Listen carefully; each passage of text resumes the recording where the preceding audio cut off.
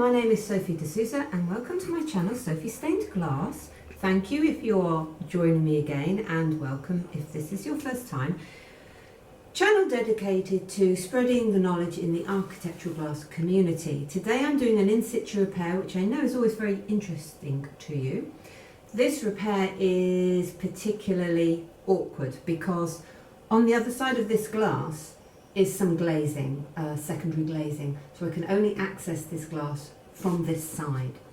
Now there was a bit of a story in between me restoring this glass and it getting fitted. The joins went out of business. I don't know how this glass has been handled in the intervening period, but there are 3 cracks. So it's all handmade flashed glass, which, as you know, is more fragile. So this interesting little break has opened up. This one, and up here this one. So I'm going to have to take a slightly different approach to fixing these on account of the secondary glazing on the outside. So let's get going. So the first thing I'm going to do is I'm going to take away this bit of lead here that's going to get me access to this.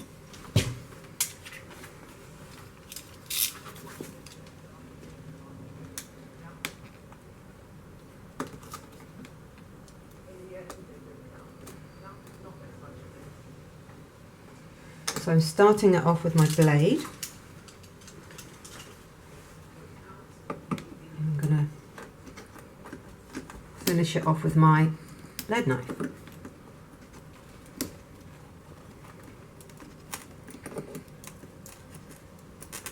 Now we're getting to the bit where there is solder, which will make it harder.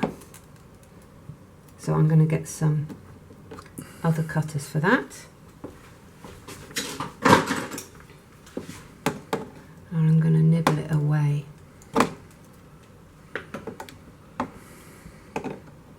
Undercutting it.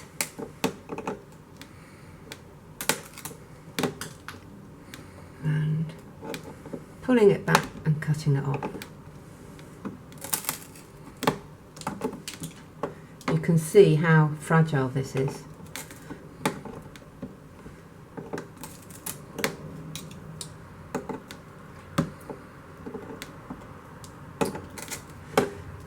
Now,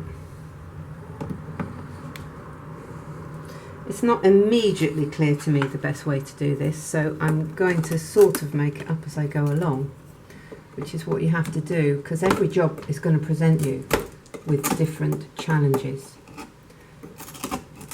So, there goes the first bit.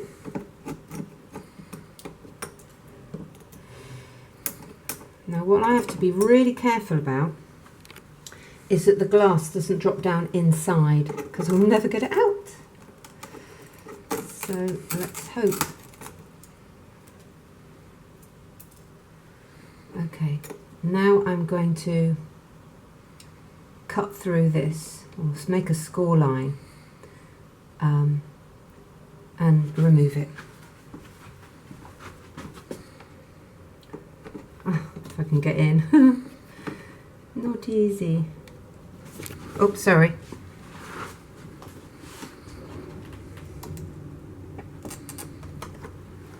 Okay. Now I'm going to get some tweezers or long nose pliers or something that might help.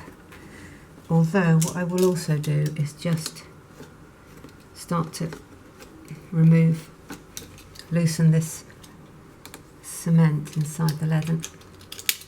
Again, I've got to be careful, if I can, not to let it go in between the 2 bits of glazing. There we go. Right.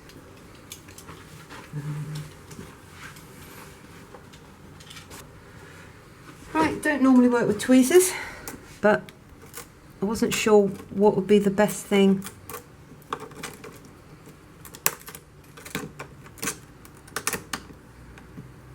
Okay, I'll get some pliers.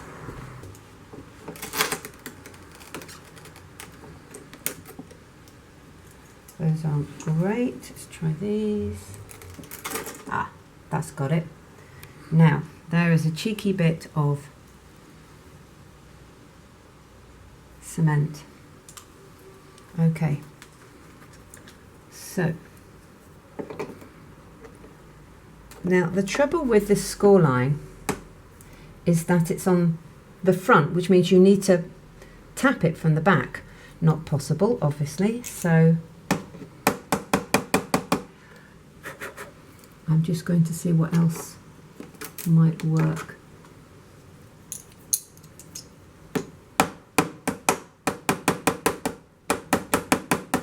Ah, that's got it. Okay. Hooray! So now we cut a little bit to go in there.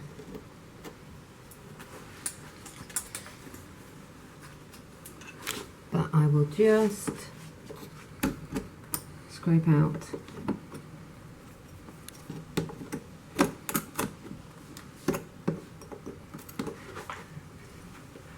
I brought all sorts of things with me today. This is a bradawl. Okay. Just seeing which glass is going to be best. I think this one. So I've got this glass with me, which probably came out the original window, and I am just going to offer it up for size. So it needs to be just about big enough. Try that. So my nightmare scenario is this dropping down here. So I've put a crafty bit of masking tape on it, which helps. Now, because this is actually the right size, it's a little bit too big because I need some wiggle room.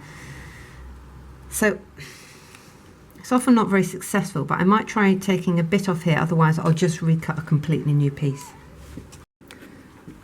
Clear sticks like. And I'm using this because I'm not going to be able to clean it up on the other side, and this is unobtrusive. So I'm going to put a very small bead. Let's just get it up the nozzle.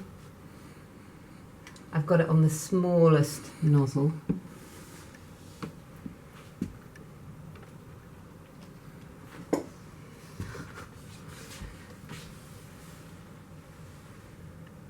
So trying to keep it as neat as I can. I'm going to have to get past you.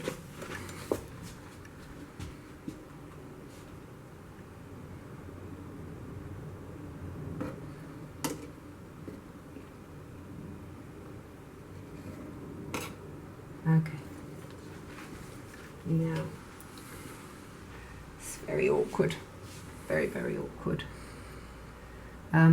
I've nibbled this away at an angle because I have to make room for the lead that hasn't been removed at the back. So.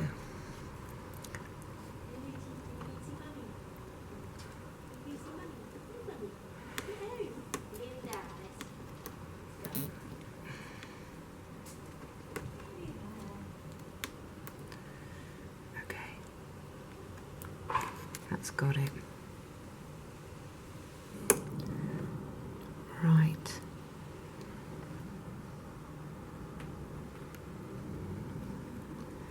I'm ever so nervous that this is all going to drop behind. Okay, I think that's got it, and I think that's the best I'll get. So I'm just going to leave that for a minute before I put this on here. I'm just going to put them on here before I just sit this in place. I'm actually going to you can probably see there's a little bit of heart left inside, and I'm going to nibble it away at either end to get a closer fit.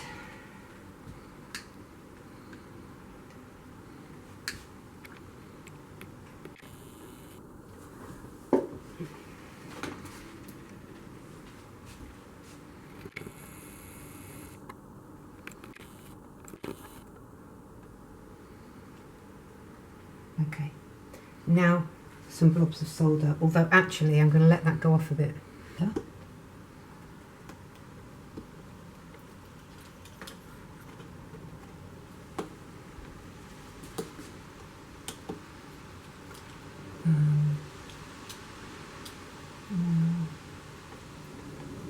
We've got to put a bit of tallow on, as you know.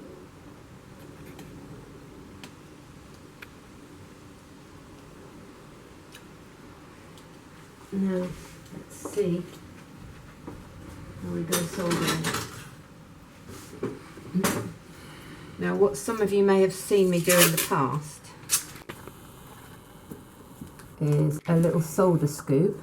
When you do vertical soldering, it can drip. So I do that to catch the drips. Drips aren't the end of the world, but they can damage people's floors.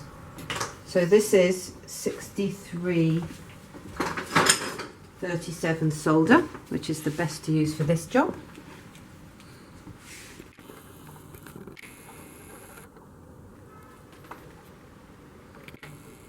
Just melting the solder that's already on the joint. Well, that's what I'm attempting to do. Let me just do this solder joint.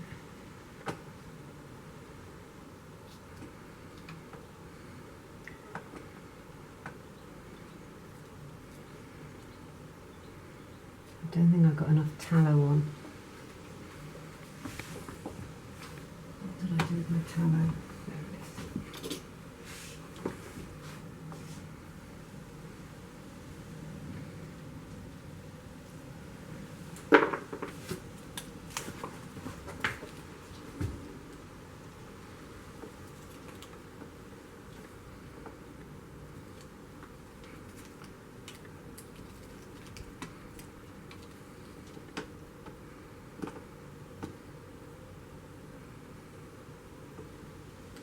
Okay, so I'm going to have to clean up this bit of lead better in order to take the solder, and I'm going to wait until my stick light has gone off a bit more before I do that, because I don't want to be vigorously rubbing at it. And I should have probably made sure it was scrupulously clean before I put it in place, so I should do that for the next one. And as you can see here, my little solder scoop has done its job.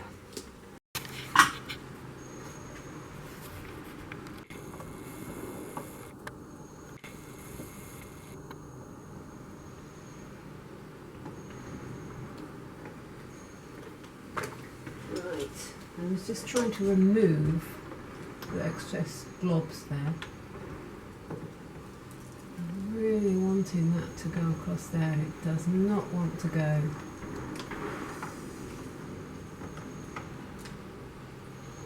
Don't know why.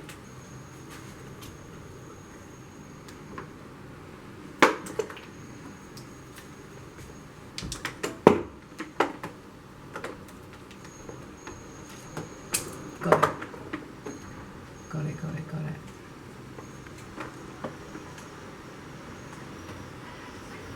I think that is as best as I'll get this. So it's finished. Really tricky job actually. The pinch points were getting the old bits out without debris falling down, which sometimes I managed and other times I didn't. And vertical soldering, it's always a pig. Use 6337 solder. Did I get that the right way around? 3763. High tin content. But even so, it's difficult. So let's have a little look. I use clear silicone.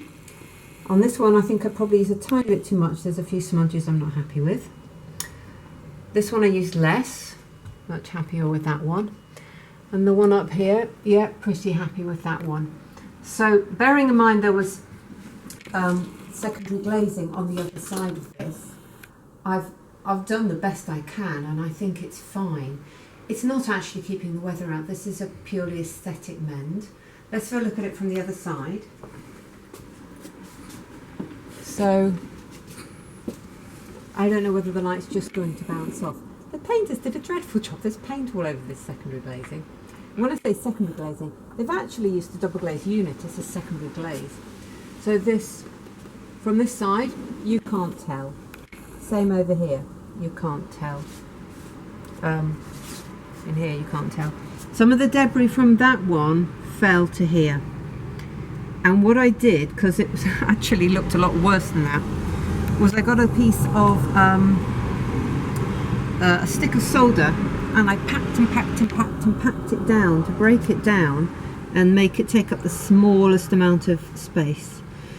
Which, you know, I don't think anyone is going to notice, if I'm honest, because it's the same colour as the lead. You only notice if you're looking for it. So there we go. How to do a bit of a pig of a in-situ repair. But I just wanted to show you, every job's different.